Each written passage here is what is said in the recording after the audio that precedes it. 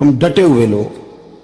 سرکار نے فلاح انسانیت کے لیے جو دوسرا کام کیا نا، وہ لوگوں کو احساس دلایا ہے کہ اگر غلطی ہو جائے تو تم نے بندوں کے سامنے اپنے آپ کو کلیئر نہیں کرنا، تم نے تو رب کے سامنے اپنے آپ کو کلیئر کرنا، اللہ کے سامنے تم نے بچنا ہے کہ میرا گناہ معاف. اور حضور احساس پیدا کرتے تھے. بخاری شریف میں قبیلہ غامدیہ کی اس عورت کا تذکرہ موجود ہے جو خود آئی تھی، کوئی گرفتار کر کے نہیں لایا تھا، از خود آئی.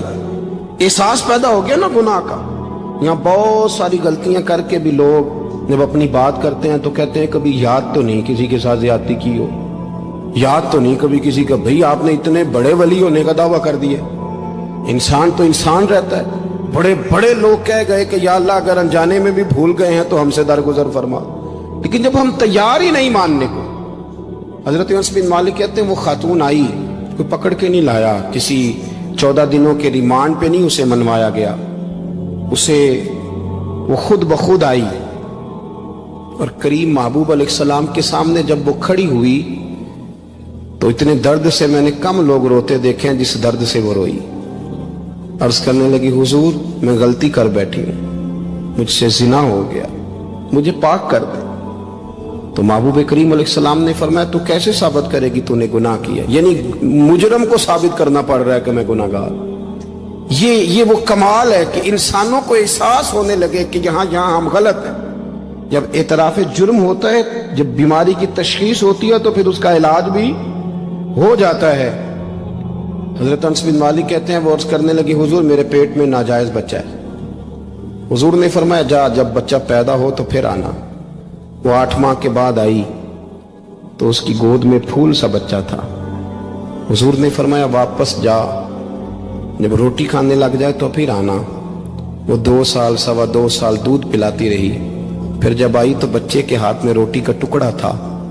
کریم محبوب صلی اللہ تعالی علیہ وسلم سے آ کے جب اس نے بات کی تو وہ درد سے روئی، کہنے لگی یا رسول اللہ 3 سال ہونے کو ہیں، میں نے گناہ کیا ہے، میں ساری رات سو نہیں پاتی.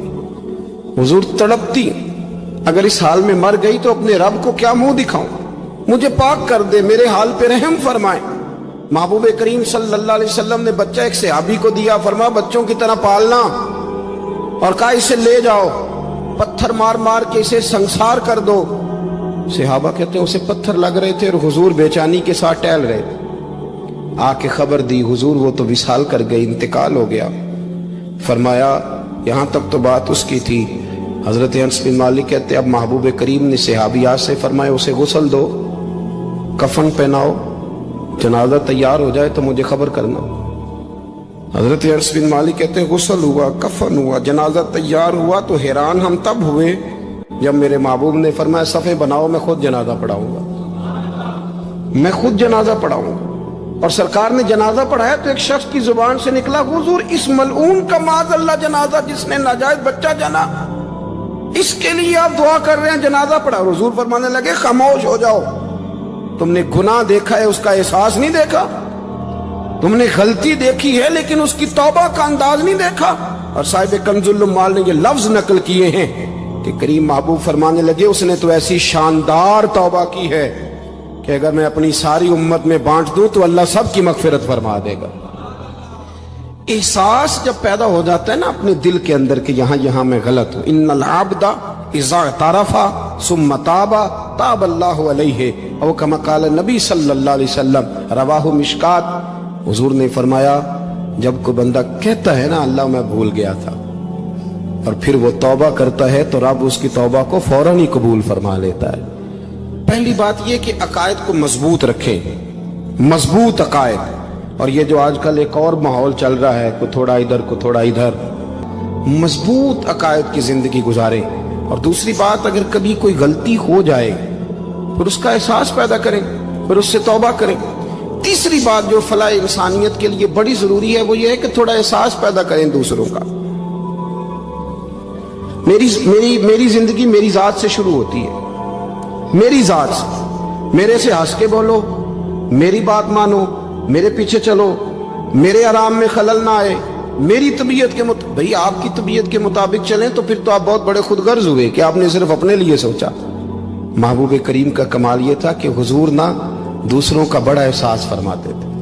آپ بخاری مسلم کی وہ حدیث پڑھیں تو حیران ہو جائیں کہ سرکار فرماتے ہیں میں جب نماز کی نیت باندھتا ہوں تو میرا دل کرتا ہے میں لمبی نماز پڑھاؤں، جب میرا کسی کام کرنے کو دل کرے تو پھر میں ساری دنیا کچلنی پڑے تو میں کر جاتا ہوں، لیکن حضور فرمانے لگے کہ میرا دل کرتا ہے میں لمبی نماز پڑھاؤں، لیکن پھر میرا خیال آتا ہے کہ پیچھے بوڑھے بھی ہیں، بیمار بھی ہیں، بچے بھی ہیں، یا رسول اللہ نماز اللہ کی اور خیال بندوں کا؟